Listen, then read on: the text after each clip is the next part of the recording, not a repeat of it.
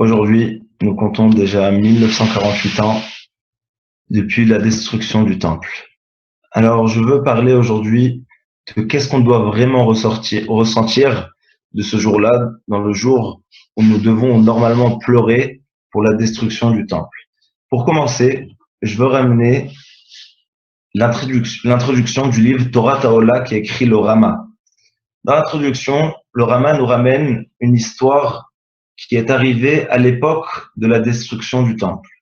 Le Rama nous raconte comme ça que Irmiyahu, Jérémie, qui était un prophète à l'époque du destruction du deuxième temple, était là quelques jours plus tard, quelques jours après la destruction du temple, et pleurait, mais vraiment il pleurait avec beaucoup de larmes. Il était là comme ça, juste à côté des ruines, devant les ruines du Beth Amikdash.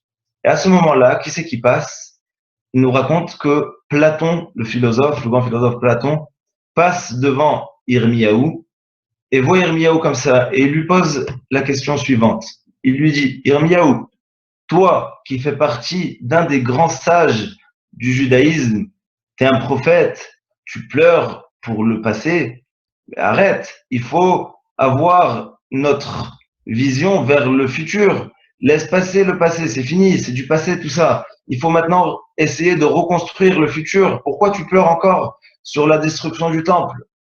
Alors, Irmiyahu dit à Platon en question, lui dit, regarde, je sais que tu es un très grand philosophe.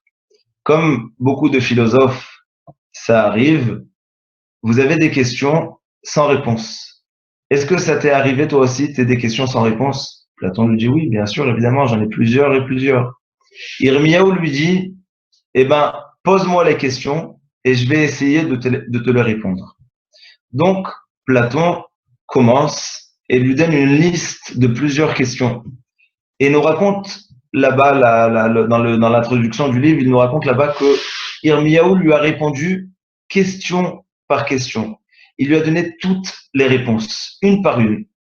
Donc, Platon, étonné de voir l'intelligence d'Irmiyahu, lui dit, mais Irmiyahu, d'où tu sors une telle intelligence? D'où tu sors une chokma pareille?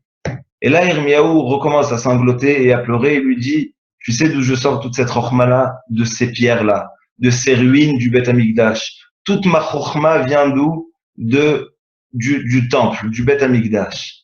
Maintenant, Platon, tu m'as demandé une question. Pourquoi je regarde pas le futur et je suis encore bloqué dans le passé?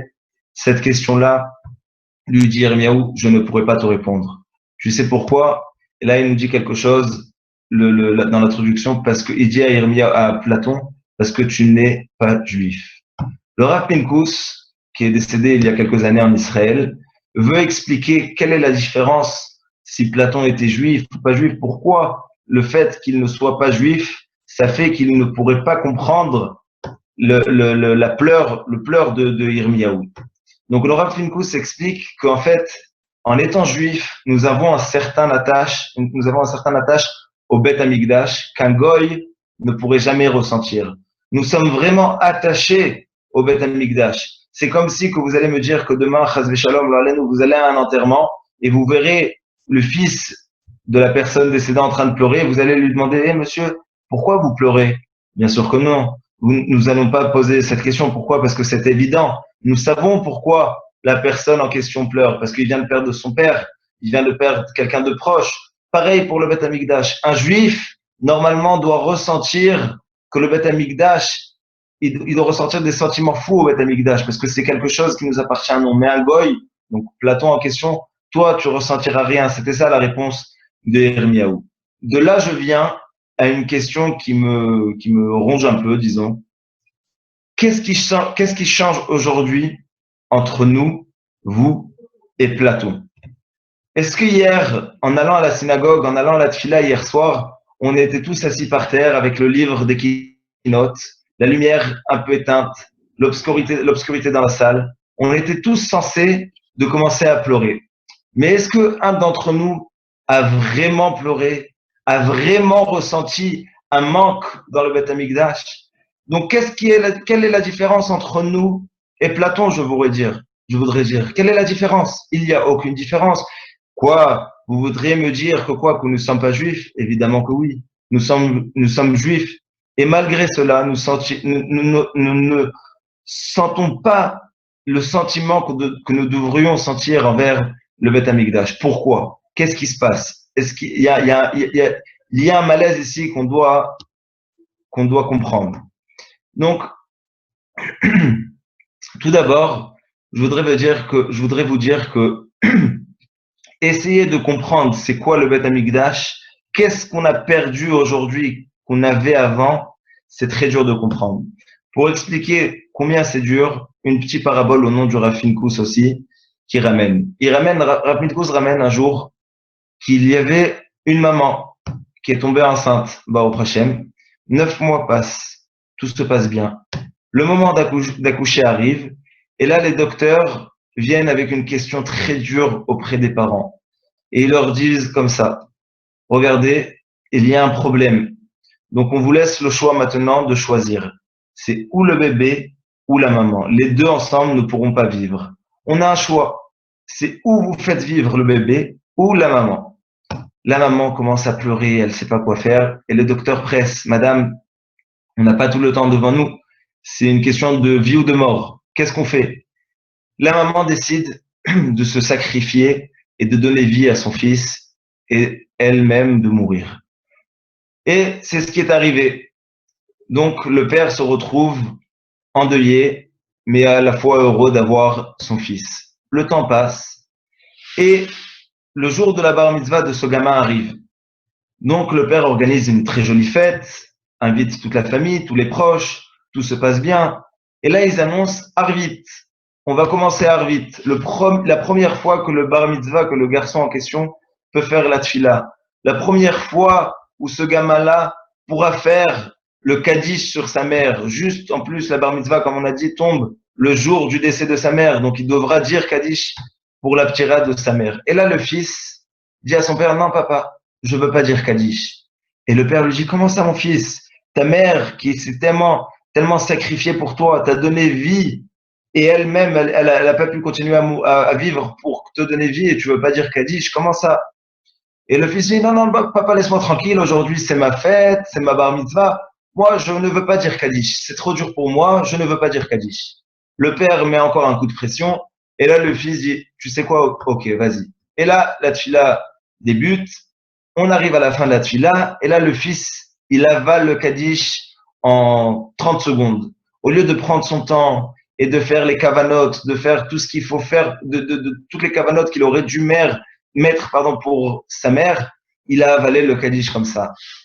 Bon, le père, il est un peu déçu, la bar mitzvah se déroule bien, ils reviennent à la maison, et le fils dit à son papa, papa, est-ce que tu sais pourquoi j'avais beaucoup de mal de dire kaddish comme tu le voulais? Je suis vraiment désolé, je voulais pas te décevoir, mais c'est très dur pour moi de dire le kaddish. Pourquoi? Parce que j'ai pas connu maman. Maman, je l'ai pas connue. Dès qu'elle est morte, je suis né. Donc j'ai pas connu assez bien maman pour vraiment dire un kaddish avec une telle kavana et de pleurer sur sa disparition. C'est un peu pareil pour le Beth Amikdash. C'est vrai, nous n'avons pas connu le Beth Amikdash. C'est très dur, très dur d'être presque 2000 ans, 1948 ans comme on l'a dit, d'être là et d'être assis et pleurer. Mais malgré cela, nous voyons des gens qui arrivent à quand même pleurer pour la disparition du temple. Donc j'ai pensé en fait à deux choses qui pourront nous aider peut-être à s'efforcer à pleurer pour la disparition du temple. Il y a un aspect matériel et un aspect spirituel. On va commencer par l'aspect spirituel. La Gemara nous dit, la Gemara nous dit que à l'époque du Beth Amikdash, d'accord, chaque personne qui avait fauté la journée ne dormait pas avec sa faute. L'odlan Adam, mais Olam Yerushalayim vechet o beyado. Jamais n'a dormi un homme à Yerushalayim et sa faute encore dans ses bras, dans ses mains. Pourquoi? Parce que on sait tous, il y avait à l'époque les sacrifices. Donc, la Gemara nous dit que le sacrifice de Ben Arbaim de fin d'après-midi pardonnait sur toutes les fautes qu'une personne a commises tout au long de la journée. Et le tamid de Shachar, tamid shel Shachar, donc le sacrifice du matin, était là pour faire pardonner les sacrifices de la nuit qui venait de passer. Imaginez-vous, à l'époque du Beth Amikdash, une personne pouvait être, chas shalom, un rachat, entre guillemets, et il allait toujours dormir la tête tranquille. Moi, j'ai pardonné mes fautes. Imaginez-vous, aujourd'hui, on avait une chose pareille, comment ça aurait pu être, comment on aurait pu être sain dans nous-mêmes, on aurait pu être heureux. Parce qu'on sait que aujourd'hui, on a quoi? On a Yom Kippour une fois par an. Et tout au long de l'année, on garde avec nous des fautes et des fautes et des fautes qu'on commet tout au long de l'année. Alors que, à l'époque du Beth Amikdash, tous les soirs, ils étaient pardonnés pour les fautes de la journée. Donc ça, c'est un point que je trouve que si on réalise un peu ce qu'on a perdu, le fait qu'on n'ait plus les corbanotes, qu'on n'ait plus le mérite de sacrifier les corbanotes Hachem et de demander pardon sur chaque faute, je pense que déjà ça peut nous aider à comprendre un peu la perte. Un deuxième point aussi spirituel, c'est de savoir que à l'époque du Beth Amikdash, on avait une certaine proximité à Hachem qu'aujourd'hui on ne pourra jamais retrouver. C'est-à-dire que, je reviens au point d'avant, les gens qui étaient Rechaim, qui étaient des Chotim, ça veut dire qui étaient des gens qui faisaient des fautes sans arrêt, quand les Nevi'im, quand les prophètes leur disaient, regardez, bientôt le Beth Amikdash va être détruit si vous ne changez pas votre comportement, ils n'arrivaient même pas à croire les prophètes. Ils les envoyaient un peu balader, entre guillemets. Ils leur disaient pas du tout, il y a Hachem ici. On est intouchable. Hachem, il est avec nous dans le Beth Amikdash. Ils étaient tellement proches de Hachem. Ils voyaient Hachem dans chaque chose qu'ils faisaient qu'ils n'arrivaient même pas à croire. Et je parle pas des tzadikim. Je parle des gens qui fautaient que le Beth Amikdash pourrait être un jour détruit. Imaginez-vous comment ils étaient près de Hachem. Chaque question qu'ils avaient, ils demandaient au Kohen, le Kohen demandait au Urim et Tumim et ils avaient la réponse. Aujourd'hui, on aurait voulu avoir ça, mais malheureusement, nous n'avons pas ce mérite-là d'avoir le Beth Amikdash avec nous. Un deuxième aspect, c'est un aspect spirituel, c'est la Ahava. On sait tous que le Beth Amikdash a été détruit par quelle faute? Par la faute de la Sinat Chinam, la haine gratuite. Ça veut dire quoi? Ça veut dire qu'avant la destruction du temple, avant ça, à l'époque d'avant, il y avait une Ahava absolue, il y avait un amour total, un amour absolu entre tout le peuple juif. Tout le monde s'aimait, ils marchaient dans la rue, il y avait une harmonie totale. Alors qu'aujourd'hui, malheureusement, après la destruction du temple, qu'est-ce qui est arrivé? On est tous partis en exil. Il y en a qui sont partis en Europe de l'Ouest, Europe du Sud.